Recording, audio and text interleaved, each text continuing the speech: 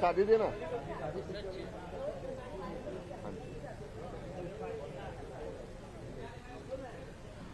दिल्ली जा रहे हैं क्या? पहले बात करते हैं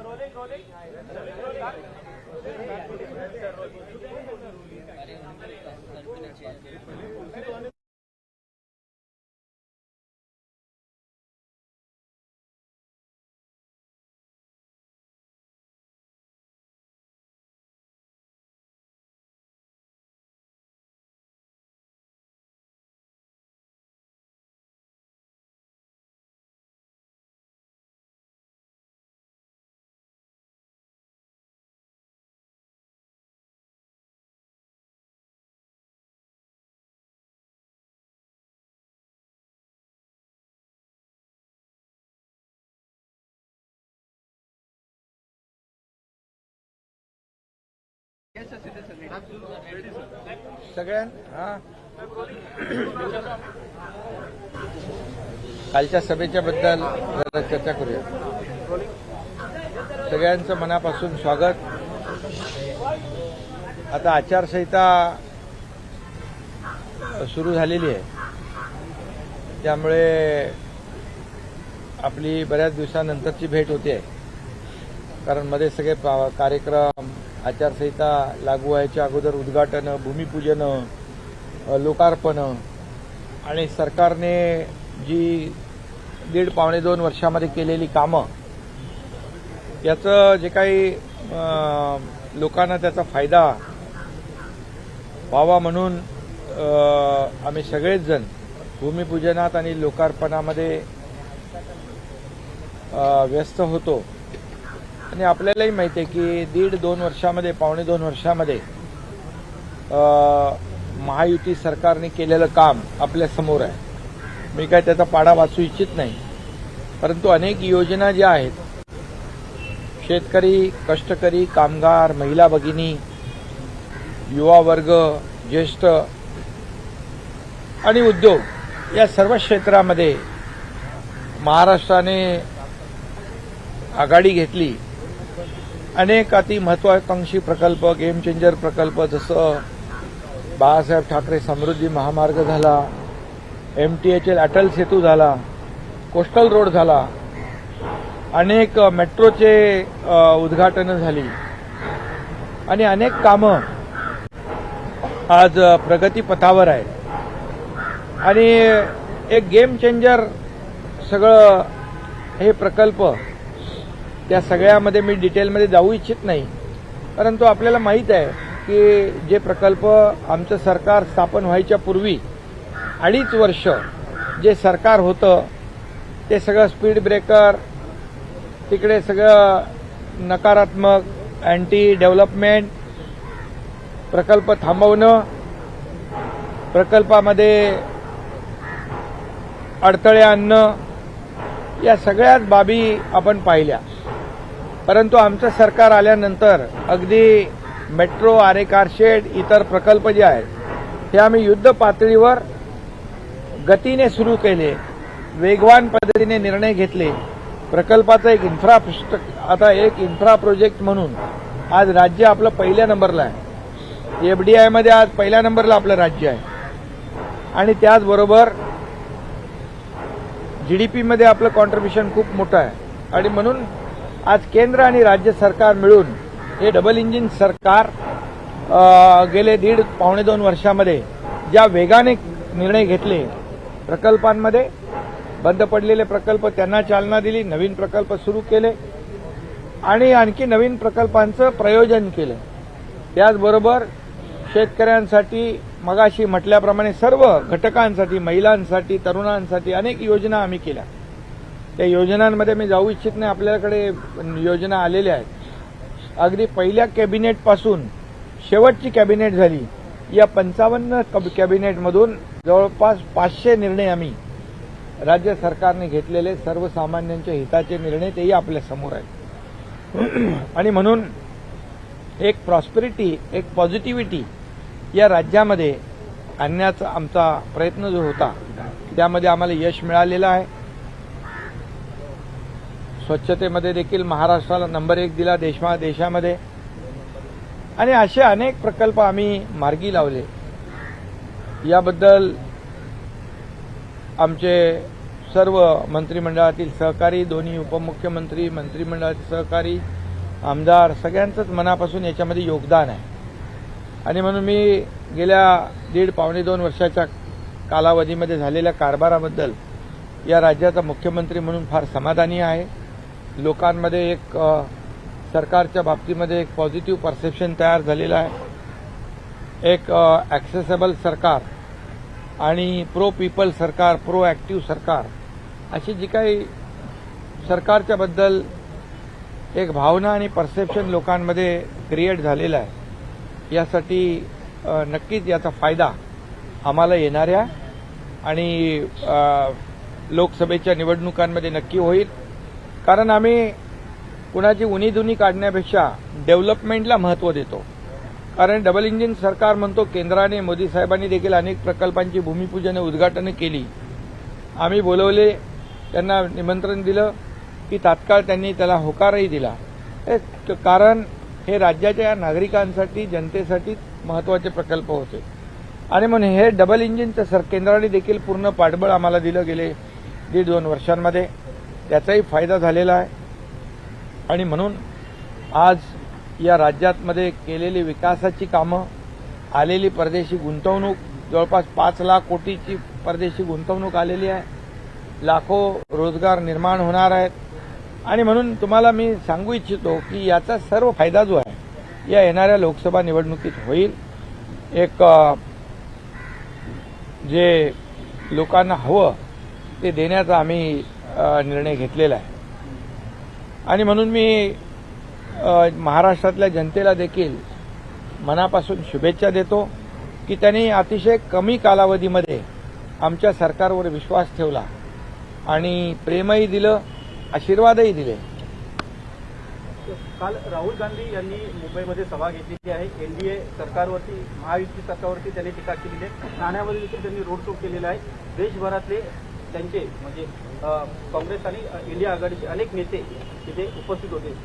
खरं म्हणजे कालची सभा एक फॅमिली गॅदरिंग होती असं म्हटलं तर वावगं ठरणार नाही. आणि एक काय ते कहावत आहे, भानुमती का कुनबा, कहीं से इटे कहीं से रोडे, भानुमती का कुनबा उससे तयार होता है. म्हणजे सगळे नैराश्य चेहऱ्यावर असलेले लोक, कोणी उत्तर प्रदेशमधून, कोणी काश्मीरमधून, कोणी बिहारमधून जे तडीपार झालेत, हद्दपार लोकांनी केले, ते सगळे एकत्र आले होते काल. आणि एकंदरीत पाहिलं तर त्यांच्या चेहऱ्यावर साफ दिसत होतं की एक धरून बांधून आणलेले लोक असतात ना, तशा प्रकारचे आज त्या ठिकाणी लोक पाहिले. दुर्दैव आहे. तुम्ही काल म्हणालो कालचा दिवस काळा दिवस आहे. कारण स्वातंत्र्यवीर सावरकरांच्या स्मारकाच्या समोर आणि बाळासाहेबांच्या समाधीसमोर ही सभा झाली. खरं म्हणजे उबाठाच्या लोकांनी जाऊन पहिलं तिथे माफी मागितली पाहिजे होती. जाऊन आमच्या सावरकरांच्या विरोधात बोलणाऱ्यांच्या बरोबर मला बसावं लागतंय. स्टॅलिन ज्यांनी सनातन हिंदू धर्माचा अपमान केला त्याच्याबरोबर मला बसायला लागतंय. मुफ्ती मोहम्मद आणि ते कोण तिकडचे फारुख अब्दुल्ला त्यांच्याबरोबर मला बसायला लागतंय. तर ती माफी त्यांनी मागायला पाहिजे होती खरं म्हणजे. आणि त्याचबरोबर आता काल एक शब्द बंद झाला, माझ्या तमाम हिंदू बांधव भगिनींनो.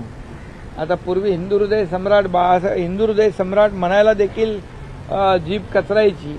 आता कालही तो शब्द माझे तमाम हिंदू बांधव, तोही तुम्हाला जाणवलं की नाही, तोही रद्द झाला. यावरून आज लक्षात आलं की बाळासाहेबांचे विचार, त्यांची भूमिका, त्यांचं धोरण, त्यांची आयडिओलॉजी हे सगळं सोडलं. आणि म्हणून तर आम्हाला हा निर्णय घ्यावा लागला त्यांना सोडण्याचा आणि बाळासाहेबांचे विचार पुढे नेण्याचा, त्यांच्या विचारांचं सरकार स्थापन करण्याचा. त्यामुळे काल जे काही अबकी बार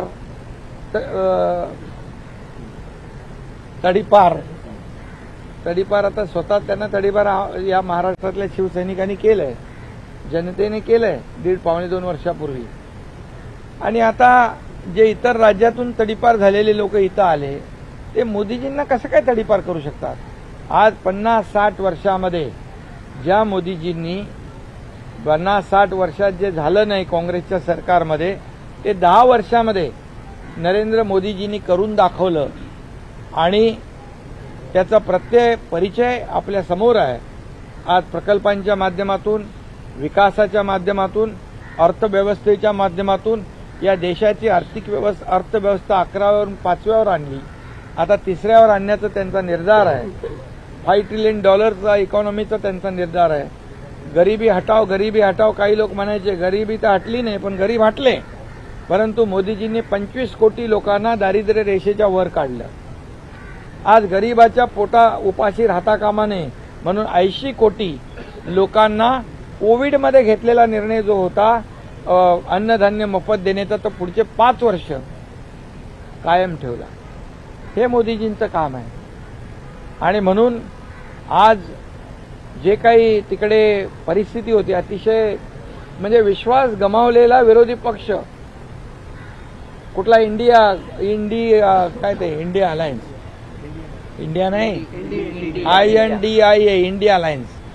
विश्वास गमावलेला विरोधी पक्ष, ना त्यांच्याकडे नेता, ना त्यांच्याकडे नीती, ना त्यांच्याकडे काही अजेंडा.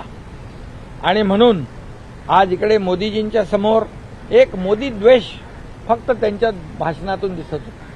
फक्त आणि फक्त व्यक्तिद्वेष, दुसरं काही नव्हतं. अरे ज्या मोदीजींनी देशाला एवढ्या उंचावर घेऊन गेले, त्यांच्या विरोधात तुम्ही जेव्हा 2014ला तुम्ही चौकीदार चोर म्हणालात, 2019ला आणखी काहीतरी म्हणालात. लोकांनी तुम्हाला तुमची जागा दाखवली. आणि यावेळेस देखील जनतेने ठरवलेलं आहे की यांच्याकडे साधा पंतप्रधान पदाचा उमेदवार देखील जाहीर करू शकले नाहीत. ते एक दुसऱ्याकडे पाहतात. राहुल गांधी यांनी त्यांच्या कालच्या भाषणामध्ये शक्ती हा शब्दप्रयोग वापरला. त्यावरनं नाराजी जी आहे ती व्यक्त केली जात आहे. त्यांना शक्ती असं म्हणतात, CBI ED त्यांची शक्ती जी आहे ती वापरली जाते, ITची शक्ती वापरली जाते. मात्र शक्ती या शब्दावरनं काही नाराजी जी नाही, त्यांनी हिंदुत्वाची शक्ति म्हटलंय. हिंदू धर्म की शक्ति. हिंदू धर्म की शक्ति मतलब क्या? ये हमारी 3.5 शक्तिपीठ जो है महाराष्ट्र में, वो हमारे देव देवताओं की शक्ति, हमारी नारी शक्ति, हमारी भारत माता की शक्ति, ये सब शक्ति को समाप्त करेंगे वो? इतनी बड़ी ताकत है उनके पास? ये इसका जवाब जो है हमारी नारी शक्ति, हमारी महिला शक्ति, हमारी सब माता बहनें निश्चित रूप से उनको आने वाले चुनाव में उनकी जगह दिखाएंगे. थाने के बारे में आपने कहा, इतना बड़ा नेशनल लीडर, थाने में 500 लोग नहीं थे, पूरा फ्लॉप शो हो गया. उसका वीडियो देखो आप क्या बोल रहे हैं? बहुत बड़ी सभा हो गई. पहली मुंब्रा में तो 4-5 लोग भी नहीं थे, सब गाड़ियां थी. एक नेता तो किसी को मार भी रहा था, गर्दी भीड़ नहीं हुई करके. अरे ये देखा कि नहीं आप लोगों ने?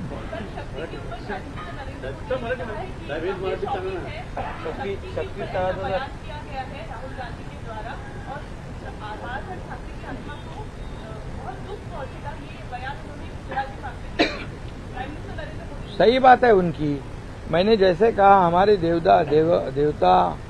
देवताओं की शक्ति है, हमारी जो महिला शक्ति है, हमारी नारी शक्ति है, हमारी भारत माता है, ये हमारी शक्तिपीठ है. और इस शक्ति के बारे में उन्होंने जो भाषण में उन्होंने कहा है, हिंदू धर्म की शक्ति. आज अयोध्या में राम मंदिर बन गया, ये शक्ति है. और ये हिंदू धर्म की शक्ति खत्म करने वाला अभी तो जमीन पे पैदा नहीं हुआ है. और इसलिए आदरणीय प्रधानमंत्री जी ने जो कहा है सच है कि इनको आने वाले चुनाव में ये शक्ति उनकी जगह दिखाएंगे. और निश्चित रूप से उनको उसका भुगतान करना पड़ेगा.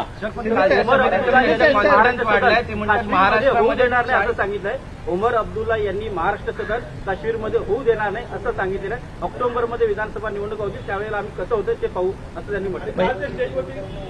मग हेच तर दुर्दैव आहे की जे भक्त आपले अमरनाथ यात्रेला जातात, अमरनाथ यात्रेला जाणारे यात्रेकरूंसाठी मी स्वतः तिकडच्या राज्यपालांना विनंती केली की इकडे महाराष्ट्र भवन पाहिजे. ते त्यांनी मान्य केलं आणि फारूक अब्दुल्ला म्हणतात मैं नहीं होने दूंगा. किती द्वेष आहे. ये द्वेष हे उबाटो को मान्य आहे, हे ना मान्य आहे. त्यांच्या मांडीला मांडी लावून बसले. महाराष्ट्र भवन होऊन देणार नाही आणि त्यांच्या बाजूला बसता.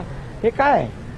हे किती लांछनास्पद आहे, किती दुर्दैवी आहे. उद्धव ठाकरे यांना 5 मिनिटं काल भाषण करण्यात आलं त्यावर देखील टीका होती. आपली काय प्रतिक्रिया? नाही, त्यांना जे 5 मिनिटं दिली यावरून त्यांची पत जी आहे उदय, त्यांची पत जी आहे ना 5 मिनिटं भाषण करायला दिली. त्यांची पत जी आहे ती त्या कालच्या सभेमध्ये दिसली. आता त्यांच्याकडे आमदार खासदार शिवसेना नाही आहे. त्यामुळे त्यांच्या पक्षाच्या ताकदीप्रमाणे त्यांनी दाखवलं. जिथं बाळासाहेब शिवतीर्थावरून भाषण करायचे, देशाला मार्गदर्शन करायचे, देशाला दिशा द्यायचे, ती कालची केविलवाणी परिस्थिती पाहिली आम्ही. शिंदे सर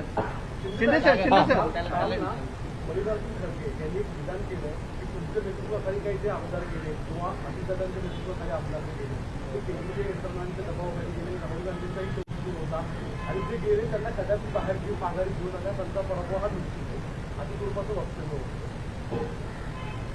त्यांनी एकदा असंही वक्तव्य केलं होतं. त्यांना विचारलं होतं अभी देश में सत्ता आपकी आएगी, क्या क्या होगा. तर ते म्हटले होते बकरी ईद में बचेंगे तो मुहर्रम में नाचेंगे. ते जर तपासून घ्या. खारगे त्यामुळे त्यांच्या स्वतःवरच विश्वास नाही. ते आमच्याबद्दल कशाला काय बोलण्याची गरज आहे. अरे आम्ही छाती ठोकपणे गेलो, आम्ही बोलत गेलो, लपून छपून नाही गेलो. बाळासाहेबांच्या विचारांची भूमिका घेऊन पुढे गेलो आम्ही. असे भूमिका बदलणारे आम्ही नाही सत्तेसाठी खुर्चीसाठी. शिवसेनेला एकेकाळी अच्युत मानणारे खरगे काँग्रेस आज त्यांचे गळाभेट करतायत. हे पॉलिटिकल कॉम्प्रोमाइज आहे, तडजोड. हे आम्ही नाही करू शकत. आम्ही महाराष्ट्रामध्ये 40 पार करू महाविकास आघाडीमध्ये. कुठून मागून का कुठून?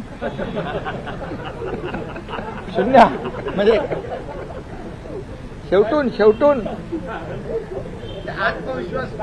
अरे आत्मविश्वास गमावलेले ते पाहिले मी. त्यांचे चेहरे बघितले. राहुल गांधीचं भाषण चालू होतं तेव्हा त्यांचे चेहरे बघण्यासारखे होते.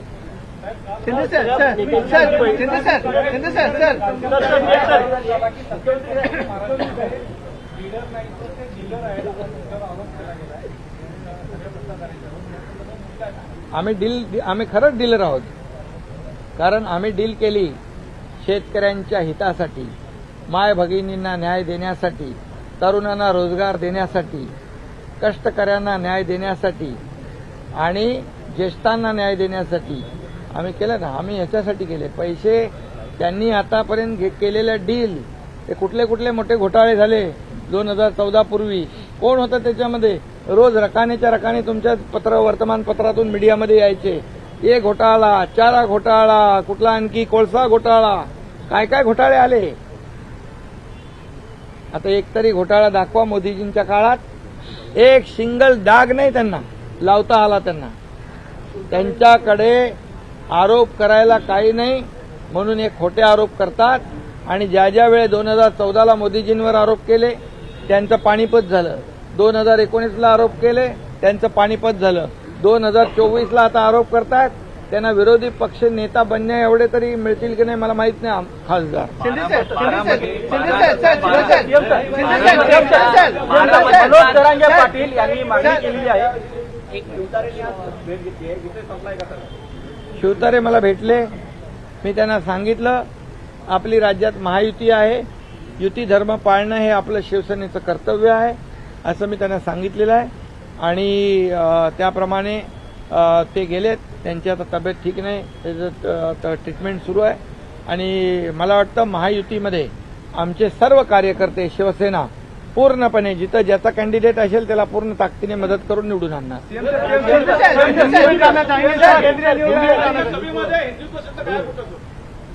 अरे हिंदू द्वेष्टे सगळे होते ना तिकडे, सगळे हिंदुत्वाचा द्वेष करणारे सगळे होते, तर हिंदू तो शब्द कसा येणार? फक्त मी हिंदू आहे तेही बोलले नाहीत काल. गर्व से कहो हम हिंदू तर गेलं, परंतु हिंदू शब्द बोलायला देखील काल हिंमत झाली नाही. त्यामुळे हिंदुत्ववादी पक्ष म्हणण्याचा नैतिक अधिकार त्यांना राहिलेला नाही. राहुल गांधी ने कल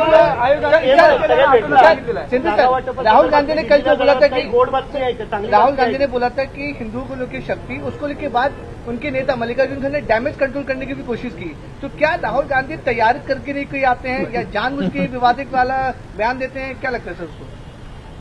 जो हौज से गई वो बुन से नहीं आती है. उन्होंने बोल दिया, उनका आपको पता है कि भाषण, उनका अभ्यास, वो क्या हमेशा विदेश में ज्यादा रहते हैं ना, इसलिए यहाँ का जो उनको स्टडी होना चाहिए, कौन से मुद्दे पर अपने विचार रखनी चाहिए, उसमें थोड़ी गफलत हो सकती है. लेकिन उन्होंने जो कहा है, कितना भी डैमेज कंट्रोल करें नहीं हो सकता है. उन्होंने तमाम आदि शक्ति, स्त्री शक्ति, नारी शक्ति, हमारे देव देवताओं का अपमान किया है और ये अपमान का बदला हमारे देश की जनता जरूर लेगी. जागा वाटप कधी होणार आहे? महायुतीचं जागा वाटप नेमकं कधी होणार आहे? आणि बाळासाहेब ठाकरेंने हिंदुत्व का बिगुल फूका था. कभी ऐसी स्थिति में इधर बिगुल बंद हो गया हो. उद्धव ठाकरे सही मायनों में जिस प्रकार से बाळासाहेब ठाकरे ने हिंदुत्व का मुद्दा उठाया था, कहीं न कहीं उसको जो है वो उसी जमीन पर गाड़ रहे हैं जहाँ वहाँ. हाँ, वहीं से शिव तीर्थ पे, शिवाजी पार्क से ही बाला साहब ने हिंदुत्व की गर्जना की थी. और शिवाजी पार्क पर अभी सभा लेने का नैतिक अधिकार उनको नहीं है, क्योंकि बाला साहब के विचार उन्होंने गाड़ दिए. बाला साहब के विचार को उन्होंने सत्ता और लालच में छोड़ दिए. और जो बाला साहब के विरोधी विचार वाले, जो कांग्रेस, बाला साहब कहते थे अगर मेरी कांग्रेस होने लगी तो मैं मेरी दुकान बंद करूंगा. अभी उनके साथ ही ज्वाइंट वेंचर में दुकान चालू किया है इन्होंने.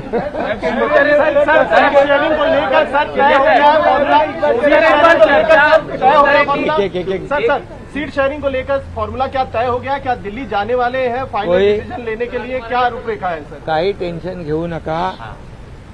जागा वाटप समन्वयाने आणि सन्मानजनक होईल. महायुतीमध्ये कुठलाही विवाद नाही.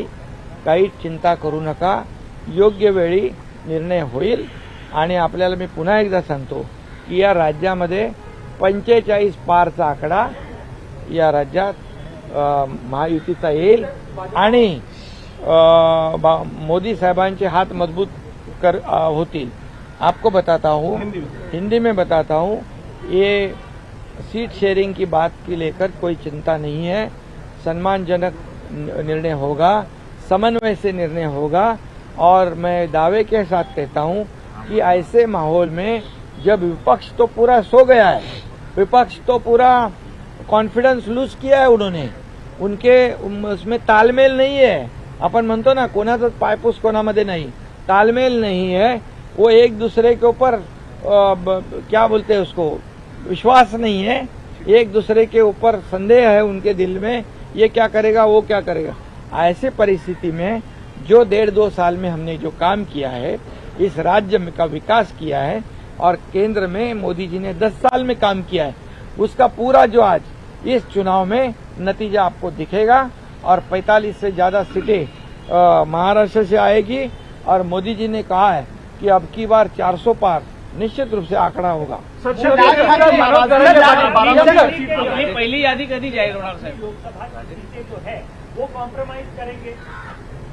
नहीं, मैंने अभी कहा ना कि समन्वय और सम्मानजन, क्योंकि महायुति है हमारी और हमारे में अच्छी तरह से अंडरस्टैंडिंग है और एक दूसरे को हम लोग साथ लेकर चलने वाले लोग हैं.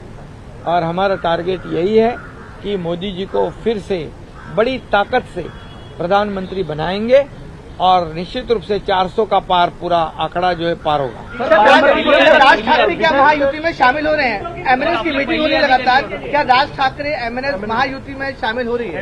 एनडीए राज ठाकरे जी अभी हमारे एक विचारधारा वाले हैं, एक ही विचार के लोग हैं हम लोग सभी लोग, और इसलिए निश्चित रूप से योग्य निर्णय होगा। मनोज तरंगे पाटील मराठा आंदोलनावरती जे राजकीय गुन्हे दाखल झाले ते मागे घेण्याची मागणी केलेली आहे, त्या संदर्भात कारवाई काय कुठपर्यंत आलेली आहे? मी याच्यावर परवाच्या दिवशी पण बोललो की आपण त्यांच्या मागणीप्रमाणे जस्टिस शिंदे कमिटी आपण गठीत केली, ते काम सुरू आहे। मराठा आरक्षण 10% आपण देण्याचा निर्णय घेतला होता जाहीरपणे, आणि तो विशेष अधिवेशन घेऊन आपण 10% आरक्षण दिलं। ते आरक्षणाचा लाभ मराठा समाजातल्या तरुणांनी जास्तीत जास्त घेतला पाहिजे। आता पोलिसांची भरती सुरू आहे, त्याचा फायदा त्यांना होईल। कोर्टामध्ये काही लोक गेले होते, परंतु कोर्टाने त्याला स्टे दिला नाही। सरकारने हायकोर्ट आणि सुप्रीम कोर्टमध्ये कॅव्हेट फाईल करून ठेवलेला आहे। त्यामुळे मराठा आरक्षण आम्ही म्हणत होतो की मराठा आरक्षण टिकेल, टिकणारं कायद्याच्या चौकटीत बसणारं आरक्षण आम्ही देणार, आणि आम्ही शब्द पूर्ण केलेला आहे, शपथ पूर्ण केलेली आहे, आणि कुणबी प्रमाणपत्र देण्याचं काम सुरू आहे। आणि त्याचबरोबर जे गुन्हे दाखल आहेत हे गुन्हे दाखल करण्याचे जसं जे आम्ही त्यांना नोटिफिकेशन जे आहे कुणबीचं सगळे सोयरेंचं, त्याला जी 8 लाख ज्या हरकती आलेल्या आहेत त्याच्या बाबतीमध्ये स्क्रुटिनी सुरू आहे, छाननी सुरू आहे। तसंच या बाबतीत देखील जे गुन्हे म्हणजे नॉन सिरियस आहेत, लोकशाहीमध्ये आंदोलन घेतलंय, सभा घेतल्यात, रॅली काढलेल्या आहेत, त्यामध्ये काही गुन्हे दाखल झालेत, काही रस्ता रोकोमध्ये गुन्हे दाखल झालेत। हे पहिल्या टप्प्यामध्ये त्याची स्क्रुटिनी सुरू आहे आणि सरकार पूर्ण सकारात्मक आहे। ते जे नॉन सिरियस गुन्हे आहेत ते सरकारने काढण्याचा निर्णय आचारसंहिता लागू व्हायच्या अगोदरच घेतलेला आहे, त्यामुळे त्याची स्क्रुटिनी चालू आहे, छाननी चालू आहे। आणि जे सिरियस गुन्हे आहेत ज्याच्यामुळे जीवित आणि वित्तहानी ज्याच्यामध्ये नाही, जीवित आणि वित्तहानी ज्याच्यामध्ये नाही, ते गुन्ह्याचं वर्गीकरण केलं जाईल। आणि जे सिरियस गुन्हे आहेत ज्याच्यामध्ये वित्तहानी आहे, जीवितहानी आहे, मालमत्तेचं नुकसान झालेलं आहे, ह्या दुसऱ्या क्रायटेरियामध्ये त्यांना बसवून आपण त्याच्यावर सकारात्मक मार्ग या काढणार आहोत। आणि जे छोटे गुन्हे आहेत, लोकशाहीमध्ये आंदोलन करण्याचा अधिकार आहे, ते आम्ही तात्काळ काढण्याचा निर्णय अगोदरच आचारसंहिता लागायच्या अगोदर घेतलाय।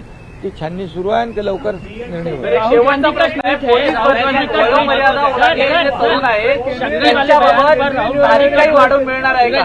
सर शक्ति वाले बयान पर राहुल गांधी ने ट्वीट आले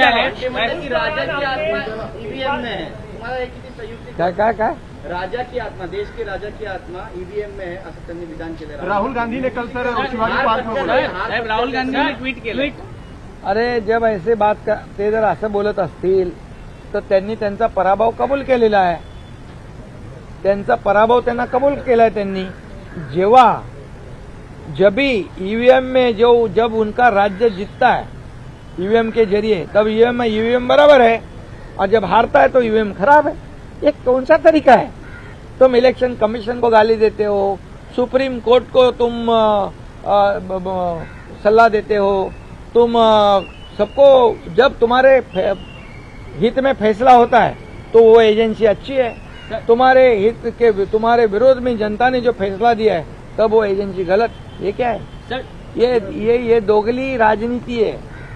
ये जो दो मुंह का सांप होता है ना, होता है ना। सीएम सर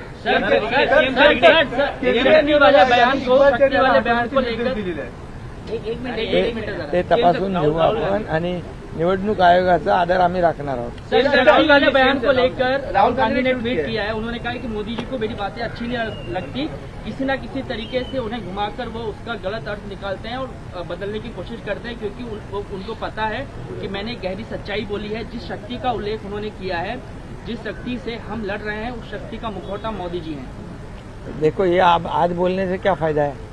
मैंने पहले ही कहा है, जो हाउस से गई वो बुन से नहीं आती है। समझ गए कि नहीं? तो हाउस से गए वो बुन से नहीं आते, मैं पहले ही कहा है। अभी कितने ही वो पॉलिश करेंगे तो कुछ होने वाला नहीं। वो जो बोला है, उन्होंने बोला है, उनके जो जहर उगला है उन्होंने यहाँ पर आकर, समझ गए। और लोग जानते हैं, सब कुछ जानते हैं, क्योंकि अभी उन्होंने कहा कि लोकशाही नहीं है, हुकुमशाही है। अरे लोकशाही नहीं होते शिवाजी पार्क में आकर भाषण करते क्या? हो मोदी जी के खिलाफ बात कर सकते थे क्या? लोकशाही मजबूत लोकशाही है और इस लोकशाही का पूरे दुनिया में सम्मान होता है।